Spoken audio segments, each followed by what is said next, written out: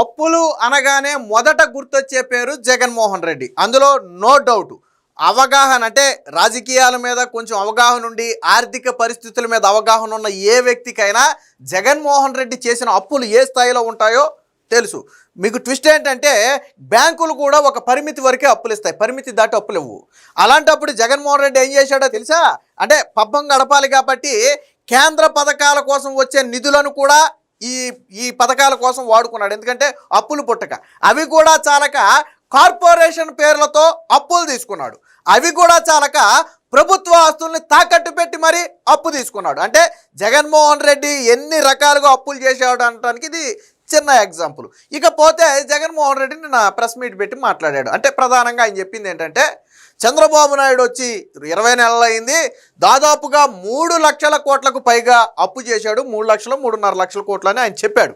3 లక్షల కోట్లకు పైగా అప్పు చేశాడు. ఎందుకు చేశాడు ఇంత అప్పు? రాష్ట్రాన్ని అప్పుల పాలు చేస్తారా? 2 ఏళ్ళు కూడా ఇంకా గడవనే లేదు, ఇంత అప్పు చేస్తారా అని చెప్పి మాట్లాడాడు. సరే, ఈ 3 లక్షలు చెప్పినా 4 లక్షల కోట్లు చెప్పినా ఎవరు చెప్పారు ఈ అప్పులు? 3 లక్షల కోట్లు చేశాడని ఎవరు చెప్పారు? బ్యాంకులు చెప్పాయా? కాగు చెప్పిందా? లేదా గవర్నమెంట్ లెక్కల్లో మీరు అడిగిన ప్రశ్నకి ఏమైనా సమాధానంగా ఇచ్చిందా? ఎవరు చెప్పారు ఇవి? ఎవరు చెప్పారంటే సాక్షి రిపోర్టర్లు చెప్పారు. మీకు ఇదే ప్రశ్న, ఇదే అప్పుల గురించి, ఇదే స్థానాల గురించి గతంలో బొత్స సత్యనారాయణ మొన్న అసెంబ్లీలో అడిగితే పయ్యావుల కేసు అప్పటికప్పుడు స్పాట్లో సమాధానం చెప్తే మళ్ళీ నోరు మెదపలాళ్ళు. మీరు సాక్షి తయారు చేసిన పేపర్లను తీసుకొచ్చి కాగు పేపర్లని ఇలా ఊపితే కుదరదు, కాగు లెక్కలు మా దగ్గర ఉన్నాయి, మేము ఇస్తాం చూడండి అని చెప్పి పయ్యావుల కేసు సమాధానం చెప్తే మళ్ళీ బొత్స సత్యనారాయణ వాకౌట్ చేసి వెళ్ళిపోయాడు తప్ప సమాధానం చెప్పలా. అయితే జగన్మోహన్ రెడ్డి ఇది ఒక 3-4 నెలల క్రితం మాట్లాడాడు. నవంబరు డిసెంబర్ నెలల్లో జగన్మోహన్ రెడ్డి మాట్లాడాడు. ఒకసారి ఫస్ట్ ఏం మాట్లాడాడనండి, తర్వాత ఇప్పుడు ఏం మాట్లాడుతున్నారో నేను చూపిస్తాను మీకు. ఒకసారి 15 నెలలు అంట. మీరు ఇక్కడ వినాల్సింది ఒకటి, 15 నెలల్లో చంద్రబాబు నాయుడు చేసిన అప్పు దాదాపుగా 2 లక్షల కోట్లు. ఇది జగన్ నోటితో చెప్పిన మాట, గుర్తుపెట్టుకోండి. ఎవరి జోబీలోకి డబ్బులు పోతా ఉన్నాయని అడుగుతాం. రాష్ట్ర చరిత్రలో ఇది ఒక కని విని ఎరగని అధ్యయనం. మేము చేసిన 5 సంవత్సరాలలో సో ఇవన్నీ సాక్షి లెక్కలు పక్కన పెడదాం. సో ఆయన చెప్పింది ఏంటి? చంద్రబాబు నాయుడు 15 నెలల్లో 2 లక్షల కోట్లు అప్పు చేశాడు అన్నాడు. బాగుంది. ఇది మొన్న గత అసెంబ్లీ సమావేశాల్లో చంద్రబాబు గారు, అంటే కూటమి ప్రభుత్వం వచ్చిన కొత్తలో చంద్రబాబు గారు రాష్ట్ర ప్రభుత్వ అప్పులు ఏంటనేది అసెంబ్లీ సాక్షిగా ఒక వీడియో ప్రజెంట్ చేసి చూపించారు. ఇక్కడ కూడా జగన్ ఏం మాట్లాడాడు ఒకసారి. ఇందాక 2 లక్షల కోట్లు అన్నాడు కదా, 1,53,347 కోట్ల రూపాయలు అప్పులు ఉంటప్పుడు చంద్రబాబు నాయుడు అధికారంలోకి వచ్చాడు. చంద్రబాబు నాయుడు గారు అధికారంలోకి దిగిపోయేసరికి 4,08,000 కోట్ల రూపాయలకు ఎగబాకింది. సో చంద్రబాబు నాయుడు గారు దిగిపోయేటప్పటికి 4,08,000 కోట్ల రూపాయలు ఉంది. నేను సీఎం అయ్యే టయానికి ఉన్నటువంటి అప్పు అది జగన్ చెప్పాడు. సో అది కూడా కొంత అబద్ధం, 30,000 కోట్లు దోసేశాడు. అది కూడా చూపిస్తాను. ఇక్కడ చూడండి, లెక్కలు చూడండి. ఇది జగన్మోహన్ రెడ్డి 31/3/2019, అంటే చంద్రబాబు గారు సీఎంగా దిగిపోయే నాటికి రాష్ట్ర అప్పులు 3,75,295 కోట్లు. 2019కి జగన్మోహన్ రెడ్డి సీఎం కాకముందు ఉన్నటువంటి అప్పు. జగన్మోహన్ రెడ్డి ఇందాక 4,08,000 కోట్లు అని చెప్పాడు కదా, అది తప్పు. 3,75,000 కోట్లు. అందులో కూడా ఒక 30,000 కోట్లు తోసేసాడు.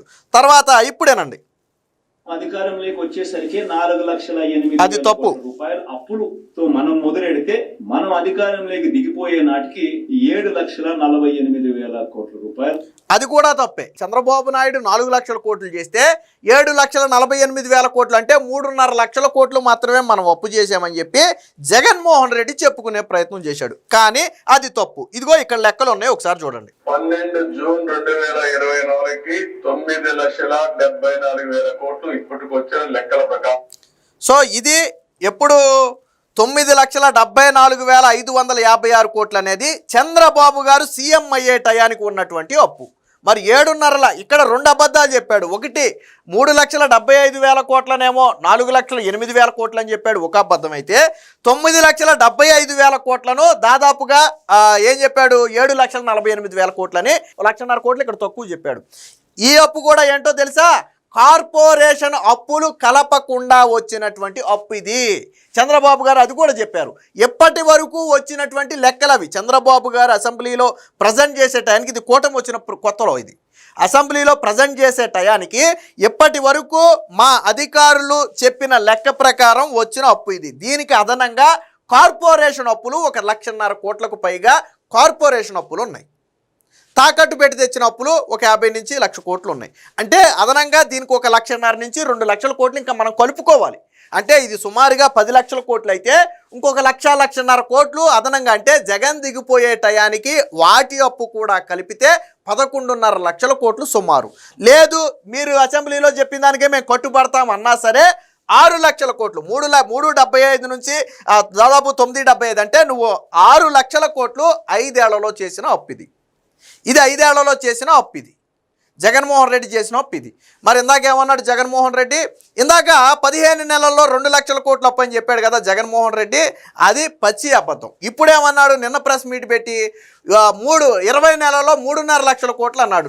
నేను ఒక చిన్న లాజిక్ అడుగుతా. 15 నెలల నుంచి 20 నెలలంటే మధ్యకాలం 5 నెలలు కదా. ఈ 5 నెలల్లో చంద్రబాబు గారు దాదాపుగా 2 లక్షల కోట్ల నుంచి 3.5 లక్షల కోట్లకు అప్పు చేసేసాడా? పోనీ 3 లక్షల కోట్లకు అప్పు చేసేసాడా? అంటే ప్రతి 5 నెలలకు 1,00,000 కోట్లు అప్పు చేస్తే 20 నెలల్లో ఎన్ని లక్షల కోట్లు అప్పు చేసి ఉండాలి చంద్రబాబు నాయుడు? ఎన్ని లక్షల కోట్లు చేసి ఉండాలి? నువ్వు 15 నెలలకి చెప్పిన అప్పే 2 లక్షల కోట్లు, 20 నెలలు వచ్చేటప్పటికి 3.5 లక్షల కోట్లు అయిపోయిందంట. ఎలా అయిపోయింది? పోనీ కాకి ఎక్కడైనా చెప్పిందా వీళ్ళు చేసిన ఒప్పిదని? చెప్పలేదు. జగన్మోహన్ రెడ్డి చెప్పే అబద్ధాలకి నేను ఇంకోటి కూడా చిన్న ఎగ్జాంపుల్ చూపిస్తాను మీకు. ఇది గతంలో జగన్మోహన్ రెడ్డి చేసినటువంటి విష ప్రచారం. ఏంటంటే ఇక్కడ చూడండి, 1.19 లక్షల కోట్ల అప్పును 2.93 లక్షల కోట్లుగా ఫేక్ చేశాడు. ఎలా చేశాడనేది చెప్తాను. ఇక్కడ 2024-25లో అంటే జగన్ సీఎంగా ఉన్న సమయం 2-3 నెలలు, మిగతాది చంద్రబాబు గారు సీఎంగా ఉన్నారు కదా. మొత్తం 81,000 కోట్లు ఆ సంవత్సరంలో అప్పు చేస్తే జగన్ ఏప్రిల్ మే నెల కోసం, అంటే అప్పటికి ఆయన సీఎంగా ఉన్నాడు, ఎలక్షన్ జరిగిన టైం అది. ఏప్రిల్ మే నెలలో జగన్మోహన్ రెడ్డి చేసిన అప్పు 38,700 కోట్లు, అంటే 2 నెలలకే చేసిన అప్పు.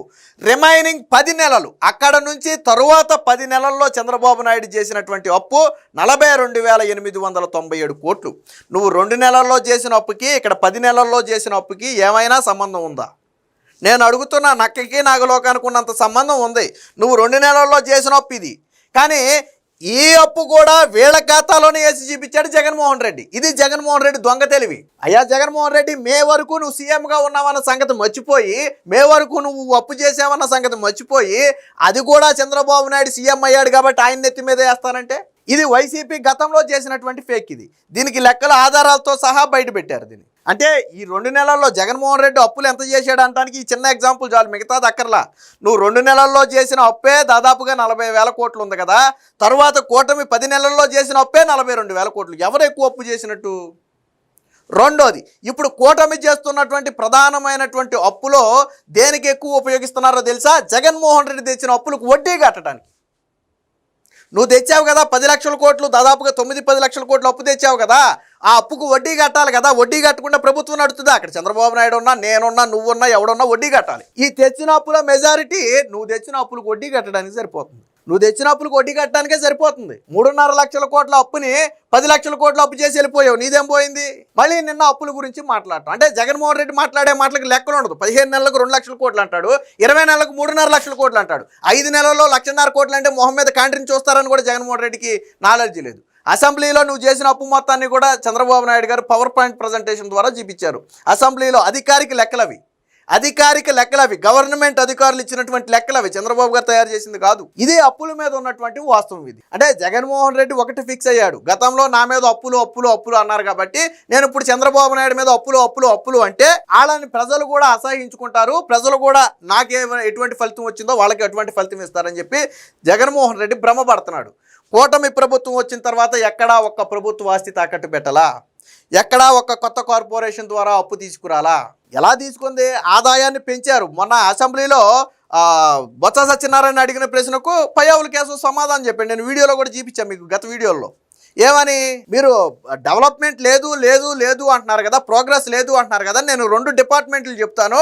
ఒకటి, లిక్కర్లో 24% సేల్స్ పెరిగాయి, మైనింగ్లో దాదాపుగా 20% ఆదాయం పెరిగింది. ఎలా పెరిగిందని ఆయన చెప్పాడు ఒక ఎగ్జాంపుల్. ఎలా పెరిగింది? మద్యం తాగే వాళ్ళు పెరగల, బయటకు పోయే మద్యం డబ్బులు ఉన్నాయి చూసారా, గతంలో వైసీపీ జేబులోకి వెళ్ళిన డబ్బులు ఇప్పుడు ప్రభుత్వ ఖజానాకి రావటం వల్ల ఆదాయం పెరిగింది. అలాగే మైనింగ్ అంటే రాత్రికి రాత్రి మైనింగ్ ఎక్కువ తవ్వేలా, ఎలా పెరిగింది? గతంలో వైసీపీ నాయకుల జేబులోకి వెళ్ళే డబ్బులు ఇప్పుడు రాష్ట్ర ఖజానాకు వచ్చాయి కాబట్టి అందులో కూడా గ్రోత్ పెరిగింది. ఈ రెండిట్లోనే బెస్ట్ ఎగ్జాంపుల్. డెవలప్మెంట్ జరిగిందా లేదా, గ్రోత్ పెరిగిందా లేదా అనేది చెప్పడానికి ఇదే ఉదాహరణ. వైసీపీ హయాంలో పక్కకు పోయిన డబ్బులు ఈరోజు రాష్ట్ర ఖజానాకు వచ్చాయి. లిక్కర్ స్కామ్ కేసు ఎందుకు పెట్టారు?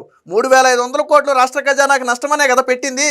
సో అది వాస్తవ లెక్కలవి. ఇవన్నీ మరిచి నిన్న జగన్మోహన్ రెడ్డి సాక్షి పేపర్లు 2 ముందేసుకుని సాక్షి రిపోర్టులు తయారు చేసిన వాటిని చదివేసి ఇవే రాష్ట్ర అప్పులు అంటే, రాష్ట్ర అప్పులు క్లియర్గా బ్యాంకుల దగ్గర ఉంటాయి. ఇదేమి దాస్తే దాచేది కాదు.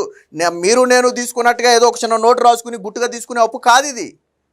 ప్రతి బ్యాంకు, ఏ బ్యాంకు దగ్గర తీసుకున్నా, ముఖ్యంగా ఆర్బీఐ దగ్గర రాష్ట్ర ప్రభుత్వం ఎంత అప్పు తీసుకుందనేది క్లియర్ లెక్కలు ఉంటాయి. మీరు వాటిని తీసుకొచ్చి మాట్లాడండి పోనీ. అంటే జగన్మోహన్ రెడ్డి ఉద్దేశం ఒకటే, నన్ను అప్పులు అప్పులు అప్పులను సావగొట్టారు కాబట్టి నేను ఏళ్ల మీద అప్పుల నింద వేయాలి, ఇది జగన్మోహన్ రెడ్డి ఉద్దేశం. కానీ వాస్తవ లెక్కలు బయటికి తీస్తే ఎవరు భోగోతం ఏంటంటే ఇదిగో ఈ విధంగా ఉంటుంది. సో ఎప్పటికైనా జగన్మోహన్ రెడ్డి సాక్షి రిపోర్టర్లు తయారు చేసిన రిపోర్ట్ చదవటం మానేసి కాగ్ రిపోర్టో లేదా అధికారికంగా బ్యాంకులు ఇచ్చిన లెక్కల ఆధారంగానో మాట్లాడితే మంచిది.